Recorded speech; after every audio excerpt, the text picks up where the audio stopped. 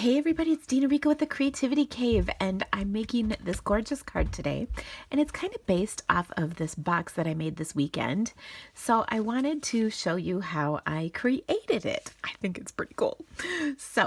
And it has a very, very special recipient. This is a card that I'm actually making for Shelly Gardner, the co-founder of Stampin' Up. She gave me a call today, and I just wanted to thank her for her call. So here we go.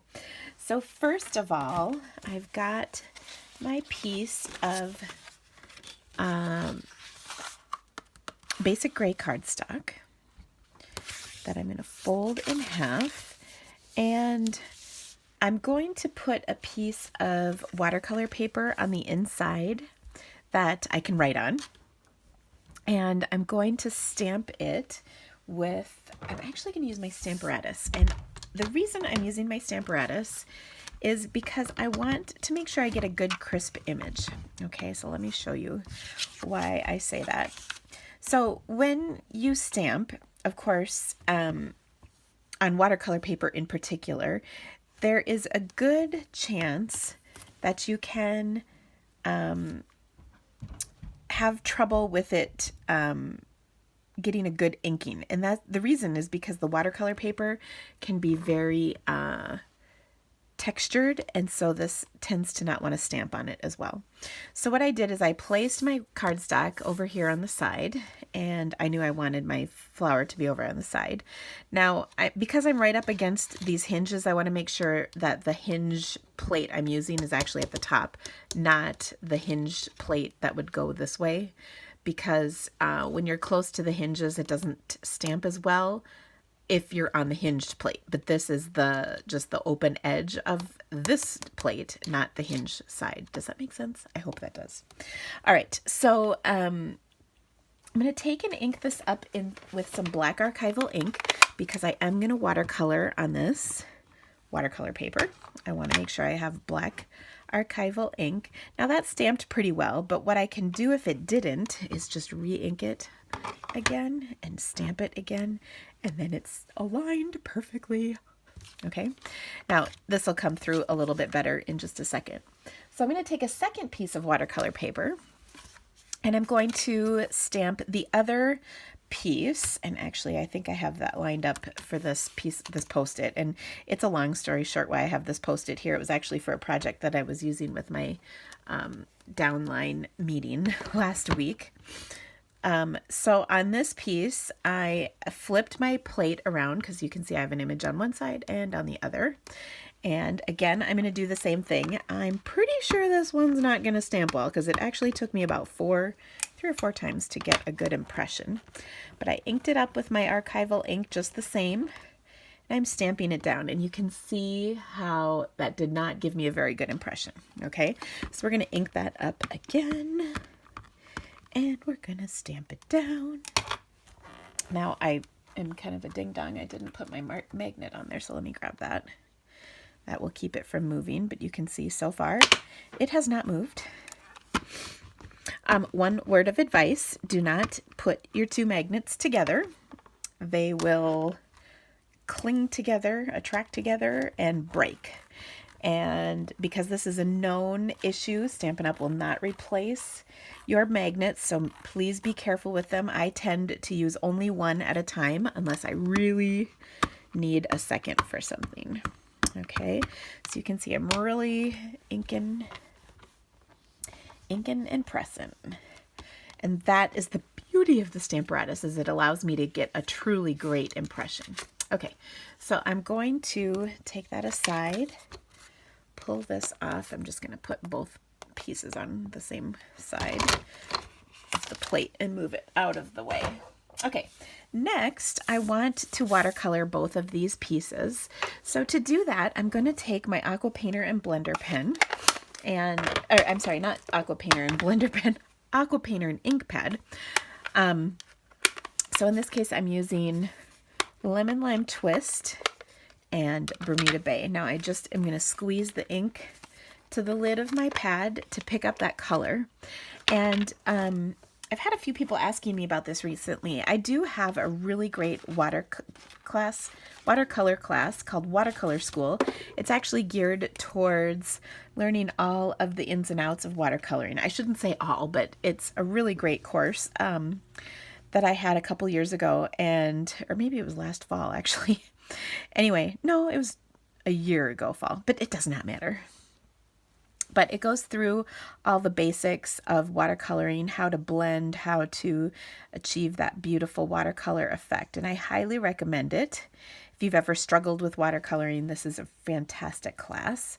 And it was designed with 6 weeks in mind originally, but it's kind of like Netflix. You can binge watch them all now because they're all available. But I have got tons of inspiration, lots of lessons, a whole bunch of videos. I think there's 18 videos that come with it. So here is my first little image. I'm going to leave it like this. We're going to come back and add just a little more color in a second. I want it to dry just a little bit. And then we're going to add some darker color to the center here to kind of give it a cool watercolor shaded look. A little bit of shading on these lines here. Then I'll let that set aside and dry. Again, that was for the inside of our card. Now this is for the outside of our card. So I'm going to take and kind of go, actually one thing quick first. I inked the inside of our card, or colored, pardon me, with the basic gray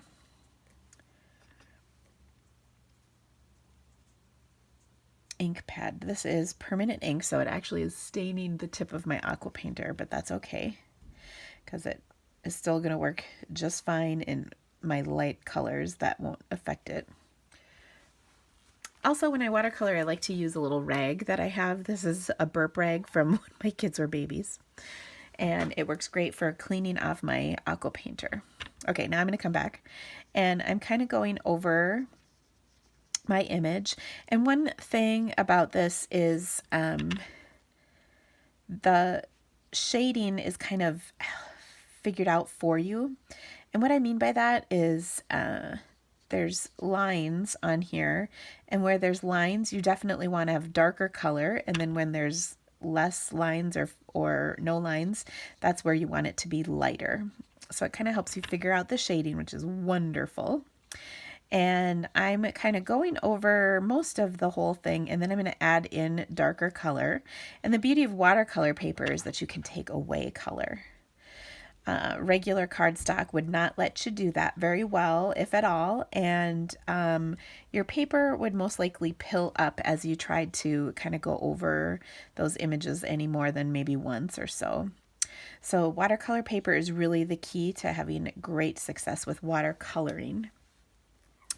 All right, so I kind of have a base color now, and then I'm going to come back, and where there's those lines, I'm going to add more color to get more shading, just like that. And it's also kind of a game of water. So as your water is on your flower, it kind of blends out a little bit. If it's dry, you can kind of get some solid lines. So you kind of want somewhere in the middle between those two to get the best blending. Sometimes you can see that I want to soften those lines just a little bit here, and it was a little drier there where when I added the darker color, it kind of looked dark. The line was a little severe, so I softened it out with a clear, clean brush. So there we go. Again, we're just adding some darker lines where we see, or darker color where we see those lines. And the other thing that is kind of counterintuitive, but I like it, is to leave white spots in places. Sometimes people feel like, oh, you missed the spot, but actually I think it looks kind of cool. Now, if you are interested in Stampin' Blends, a lot of the techniques for shading and coloring are very similar. So they kind of lend themselves to one another. So if you're feeling comfortable with one, chances are you'll do well with the other. Okay. I think blends are a little easier for a beginner, but I love watercoloring oh so much. And oh gosh, I just saw that this was out of the frame. Sorry about that. One thing I will totally say though is that as you learn and practice, you will get much, much better. So it's really fun to play, and don't give up. Don't be discouraged. Keep coming back for more. Okay, so just like on our flower, I'm going to color our leaves. Very similar. We'll go with a light kind of layer of color over, and then we'll come back and add some shading.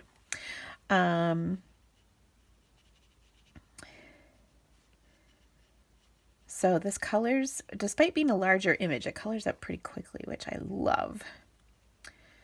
Now the one thing you want to be careful of too when you watercolor is that the area you just colored isn't wet, so that the next area over in a different color doesn't touch, because if they do, they'll blend and just kind of become a muddy mess. You don't want that. So you want to make sure that the edge is pretty dry before you go on to the next part. All right. Because otherwise you'll have green in your blue and blue in your green. Okay, so I think I'm pretty happy with the coloring on here. Now the next thing we want to do is make sure this is good and dry before we cut it out. So we're going to set it aside and actually do a little bit of stamping. Okay, so I'm going to set that aside to let it dry, because if we come back to our sample card, you can see I've got a cool background on here. So let me show you how I put that together. I'm using the card base of Smoky Slate, and then my card itself is Basic Gray. So I want to take and ink up my stamp in Smoky Slate ink. This is the hardwood background stamp, which is a great stamp. It stamps a beautiful wood pattern. Then I like to use a block on here as a rubber for that. Okay, there we go. You can see the wood pattern. Then I'm going to take a sponge dauber and create a polka dot pattern with my ink. Okay, and you can, I think I used, actually I don't think it really matters. You can use Smoky Slate or Basic Gray. I'm trying to remember what I used, and I honestly am not 100% sure, so oh well, here goes. So I'm just going to create a little polka dot pattern by stamping little dots on the background. Okay, and you can kind of twist a little bit each time. We actually, back in the day, had a polka dot stencil, and this gives you very much the same effect without that stencil. Okay, so it's so easy. You can see I've got this cool background, and I think this is sort of a shabby chic look. I'll do that, just that little edge with partial little dots. All right, and then I'm also going to take and kind of just sponge along the edge of my cardstock, because this is, we're kind of going for that shabby chic look, like I said.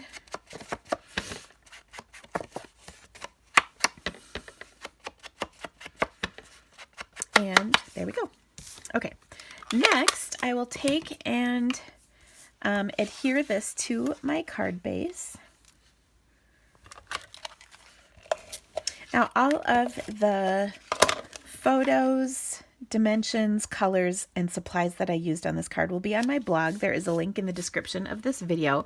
I'll also have a link for the Watercolor School online class that I'm talking about. So if you're interested in that, you can check it out.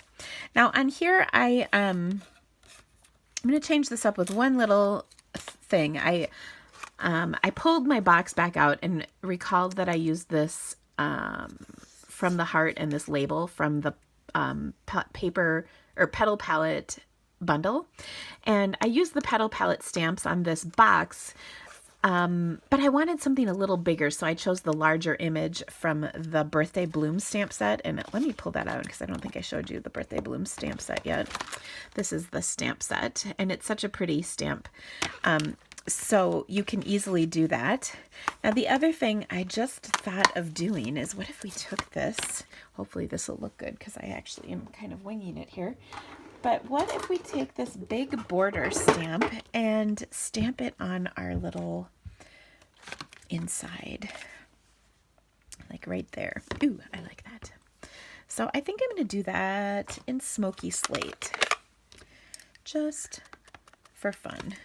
I don't know, why not, right? Ooh, that's cute. I like it. So that kind of ties the gray back in. Sorry, I'm stamping that below. Gosh, I'm used to having a little more space here. I'm checking where my hands are, so I'm making sure everything's in the screen this time. Okay, so I'm going to stamp this from the heart. This is again from the Pillow palette, and I think this actually will be a little bit more appropriate than Dear Friend, because while I'd love to consider myself a dear friend of our Shelley Gardner, I think From the Heart is probably a little more appropriate. Okay, so I'll just stamp that on here like so. There we go, and we'll set that aside as well. Okay, next I'm going to take and look at my piece of paper. It looks pretty good and dry. It's not 100% dry, but it's pretty close. So I'm going to actually fussy cut this out, which is kind of a pain in the patootie.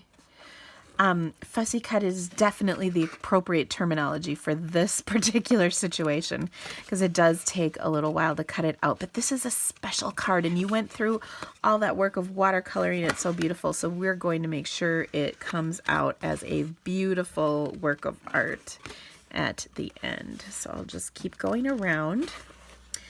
And one thing that I love about this Shabby Chic look is you can see I have not filled in every single line and space perfectly, and I think that just kind of lends itself to the look. Sometimes you want it to be really perfect and precise, but I think watercoloring is generally a very kind of, I don't want to say messy, but loose style of coloring. You know, it can be whatever you want it to be, really. That's probably why I like it so much, is because it really can be just about anything. Okay, so I'm just going around and around. So I'm actually going to hand deliver this to Shelley, because I'm going to see her in a couple of weeks at On Stage, which is in Milwaukee for me. There's several locations around the country, but Shelley told me today that she was going to be in Milwaukee, so that's pretty exciting. So that kind of prompted me to make this card for her. And the color combination is so awesome. It is the color combination for the challenge this week at Stamping Paper Challenge. So if you go to my blog post, you can click on the little graphic and see more details about that. But if you've never participated in a card challenge, it's a great way to kind of get your inspiration flowing. This week we have a color challenge, but like sometimes it's sketch challenges or themes or different things. So they're lots of fun. I find they're really helpful, especially if I have stamper's block. And I may or may not have just stabbed myself in the knuckle with my scissors. And actually that's coming off of another injury I have. Oh, it's not bleeding, it's still good. So last night this happened. My finger got caught in my drawer that has like the saran wrap and tinfoil and stuff in it. You know how there's a serrated edge on like your tinfoil and your saran wrap so you can rip it off the roll? Well, I caught the drawer was sort of stuck, and I was trying to get it open, and I caught my finger on that, and it literally like sliced out a little hunk of my skin. I did not like that. So I wasn't very happy, to be completely honest. But it's doing better. I had a Band-Aid on for a while yesterday. Luckily, there were Band-Aids left, because sometimes my kids, well, they're getting older now, but they used to have a thing where they liked using Band-Aids a lot. More my daughter than my son, but oh, those were the days, right? Okay, so there we go. I'm not going to go in between right here, but everywhere else I pretty much did. Now to finish this card up, it's pretty simple. I'm going to add a little bit of ribbon in the background. Now to do that, I'm going to put a couple of strips of Fast Fuse on here, and then I've got our Lemon Lime Twist mini stripped ribbon. This is in the Occasions catalog, and I'm just going to kind of do my little zigzag loopy ribbon thing. You've seen me do this several times before. And I'll just sort of place this on here to make sure I've got a big enough length, and I think I definitely do. And I'm also going to jazz this up by adding some more ribbon and trim, which is the this is the sequin trim. Gosh, I'm really having a hard time with that. I'm going to put one more strip of adhesive right over that. And again, I'm just going to kind of run it and tack it down with the Fast Fuse. And then it will kind of be held in place a little bit more with the stamped image that I will glue dot on top. And then I'll just kind of trim the edge of that. We'll be sure not to cut anything else off my fingers. I think I'm gonna run out of appendages otherwise. Okay, so that is on there kind of like that. Everything's good. Okay, now for this to fit on here like so, then I just want to put some dimensionals on the back, and I'm going to pop up just a couple spots on here, and then the ribbon will pretty much hold the rest up. So I'll put one here, one down here, and then another one right here on those different pieces, and then the ribbon pretty much holds everything else up. Okay. So then we'll just sort of tack that down. So pretty. All right, and then I'm going to take, and here's where things get awesome. I'm going to take that label I had stamped, and on here, I think I'm just going to do a little brush of watercolor on here so it looks kind of, you can pull those colors in. So I just did a little bit across there in Bermuda, and then I'll do, that was Lemon Lime Twist, and then I'll also do a little Bermuda, just like that, just to kind of pull those colors in. And then I'm actually going to cut off this so it's a straight edge, so I'll just trim that edge right off, and then I'll adhere it to my card. Like before, I didn't want to flip it over since it's still kind of wet. So from the heart. All right, now there's one more very important trick to this card, and that is I'm going to take my clear wink of Stella, and I'm going to spritz it all over my card. I'm doing that by smacking it against my scissors. I could use a marker, a pen, whatever. And that just adds a whole bunch of pretty little sparkly spritzies. Okay. Yo, what up? It's your boy. Whoa, don't be talking like that in my video. That's my son, who is 11, almost 12. So look at all of the glimmer and spritz on that card. So pretty. And then I can just write on this insert, which I can either adhere in here, but I know I'm going to use both sides, so I'm just going to leave it loose inside my card. So thank you guys so much for joining me today. I really appreciate stamping with you. If there's any of these supplies you'd like to purchase, please consider shopping through my online store. I would love to be your demonstrator and earn your business. I have a wonderful VIP rewards program that I'd love to invite you to be a member of, and all that you need to do is place an order through my online store. Thanks so much for stamping with me, guys. Come back and see me again soon. Subscribe. Bye!